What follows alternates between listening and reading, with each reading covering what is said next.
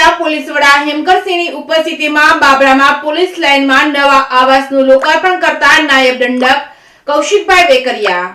Babra police લાઇનના નવા આવાસ યોજના હેઠળ બનેલા બિલ્ડિંગનું આજે અમરેલી જિલ્લાના લોકપ્રિય ધારાસભ્ય અને નાયબ મુખ્ય દંડક કૌશિકભાઈ વેકરિયાના હસ્તે 16 બ્લોકનું લોકાર્પણ કરવામાં આવ્યું હતું। બાબરા ખાતે પોલીસ સ્ટેશન ખાતે સાંજે 5 વાગ્યા નવા બનેલા બિલ્ડિંગનું ગુજરાત સરકારના નાયબ મુખ્ય દંડક કૌશિકભાઈ વેકરિયાના હસ્તે 16 બ્લોકનું લોકાર્પણ કરવામાં આવ્યું હતું। 16 પોલીસ પરિવારને આ આવાસમાં લાભ મળશે। આ તકે ધારાસભ્ય જનકભાઈ તળાવિયા, જિલ્લા પંચાયતના પ્રમુખ ભરતભાઈ સુતરિયા, જિલ્લા ભાજપ મહામંત્રી ભૂપેન્દ્રભાઈ બસિયા તેમજ શહેર ભાજપ પ્રમુખ મુકેશભાઈ ખોખરિયા, નગરપાલિકાના પ્રમુખ પ્રવીણભાઈ કક્કર, નીતિનભાઈ રાઠોડ સહિત બાબરા પોલીસ સ્ટેશનના પીએસઆઈ સહિત પોલીસ સ્ટાફ ઉપસ્થિત રહ્યા હતા।